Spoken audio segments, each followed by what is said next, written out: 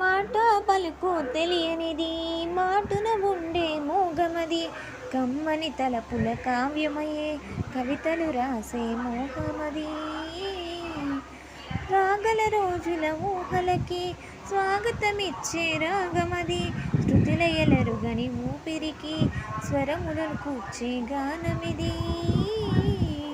ఋతువుల రంగులు మార్చేది, కల్పన కలిగిన మది భావం, బ్రతుకును పాటగా మలిచేది, మనసును కదిలిన మృదునాదం, కలవని దిక్కులు కలిపేది, నింగికి నేలకు దింపేది, తనే కదా వారది, క్షణాలకే సారది, మనస్సనేది.